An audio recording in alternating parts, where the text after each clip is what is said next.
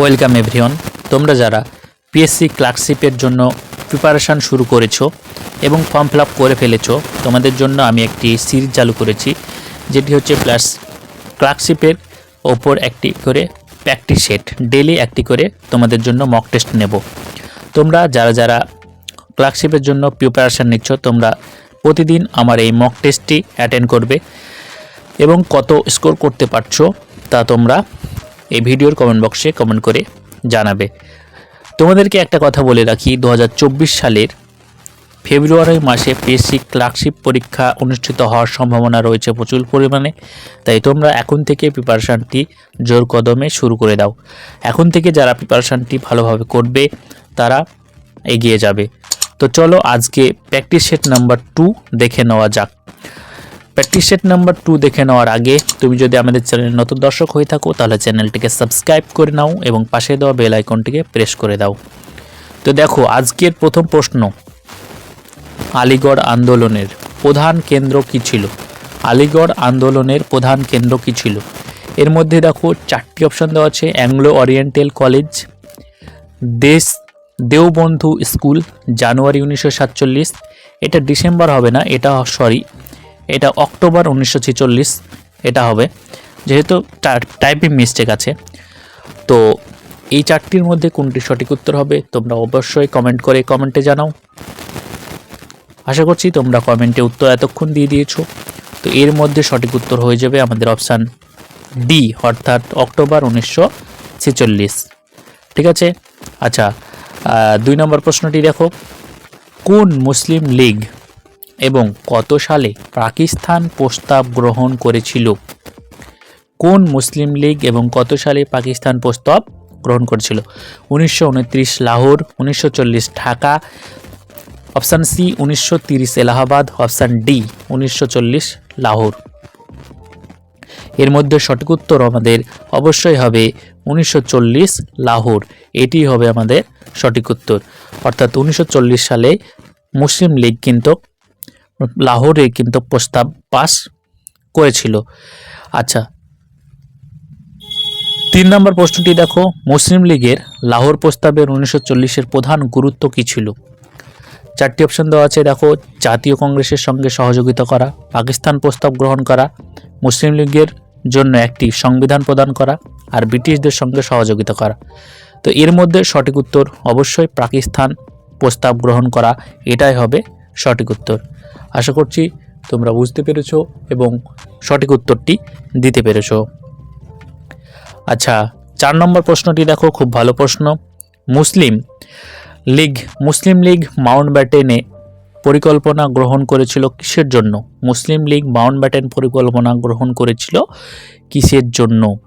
পাকিস্তান গঠনের বিষয়টি মেনে নেওয়া হয়েছিল তার জন্য, মুসলিম লীগের স্বীকৃতি দিয়েছিল তার জন্য, না মুসলিমদের স্বতন্ত্র নির্বাচনের বিষয়টি মেনে নেওয়া হয়েছিল তার জন্য, না এই পরিকল্পনা কংগ্রেস কর্তৃক গৃহীত হয়নি তার জন্য? তো এর মধ্যে সঠিক উত্তর অবশ্যই অপশান এ হয়ে যাবে, পাকিস্তান, অর্থাৎ পাকিস্তান গঠনের বিষয়টি মেনে নেওয়া হয়েছিল তার জন্য। 5 নম্বর প্রশ্নটি দেখো, চার্নো সাইট কি? চার্নো সাইট হচ্ছে একটি রত্ন, না নীলগিরি নিস, না হিমবাহ, না ঝাড়খণ্ডের পাওয়া যায়। তো কোনটা হবে? এটা হবে নীলগিরি নিস। চার্নো সাইট হচ্ছে একটি নীলগিরি নিস। ডিসেম্বর 2004-এ যে সুনামি ভারতে কিছু কিছু অঞ্চল ধ্বংস করেছে তার উৎপত্তিস্থলের প্রধান কারণ কি? এখানে ভালোভাবে লক্ষ্য করো, বলা হয়েছে যে ডিসেম্বর 2004-এ যে সুনামি ভারতের কিছু কিছু অঞ্চল ধ্বংস করেছে তার উৎপত্তির প্রধান কারণ কি? তো এখানে প্রধান কারণ মায়ানমারের ভারত প্লেটের নিচে ঢুকে যাওয়া, হাওয়াইয়ের কাছে মায়ানমারের প্যাসিফিক প্লেটের নিচে ঢুকে যাওয়া, আর ভারত প্লেট মায়ানমার প্লেটের নিচে ঢুকে যাওয়া, আর সমুদ্রতল বসে গিয়ে আন্দামান নিকোবর দ্বীপপুঞ্জের কাছে গভীর খাদ সৃষ্টি হওয়া। তো এর মধ্যে সঠিক উত্তর কোনটি হবে তোমরা অবশ্যই জানাও কমেন্টে। তো এর মধ্যে আমাদের সঠিক উত্তর হয়ে যাবে মায়ানমার প্লেট ভারত প্লেটের নিচে ঢুকে যাওয়া। মায়ানমার প্লেট ভারত প্লেটের নিচে ঢুকে যাওয়াই এটাই হচ্ছে তার প্রধান কারণ। হিমালয়ের উৎপত্তি কেন হয়েছিল? হিমালয়ের উৎপত্তি কেন হয়েছিল? টেসিত জিওসাইক্লোন থেকে, তারপরে দেখো হার্সিয়ান জিওসাইক্লোন থেকে, ভারত সাগর থেকে, উপরের কোনোটাই নয়। কোনটি সঠিক উত্তর হবে? তো দেখো এর মধ্যে আমাদের সঠিক উত্তর হয়ে যাবে টেসিত জিওসাইক্লিন থেকে। টেসিত জিওসাইক্লিন থেকে উৎপত্তি হয়েছিল। তারপরে দেখো বস্তুর গতিবেগ এবং শব্দের গতিবেগ অনুবাদ কে একত্রে কি বলা হয়? বস্তুর গতিবেগ এবং শব্দের গতিবেগকে একত্রে কি বলা হয়? Mac number. এটিকে একত্রে বলা হয় ম্যাক নাম্বার। মনে রাখবে বস্তুর গতিবেগ এবং শব্দের গতিবেগের অনুবাদকে একত্রে, দুটো যখন অনুবাদ করা হয় সেগুলিকে একত্রে ম্যাক নাম্বারই বলা হয়। 9 নম্বর প্রশ্নটি দেখো, শব্দের আণবিক তীব্রতা হলো ড্যাশ কর্ণপটলের ক্ষতি সাধন হয়। অর্থাৎ শব্দের যে তীব্রতা, কত যদি তীব্রতা হয় তাহলে আমাদের কানের ক্ষতি সাধন করে, অর্থাৎ কানে ক্ষতি হয়, কত ডেসিবেলের শব্দ যদি হয় আমাদের কানে ক্ষতি করে।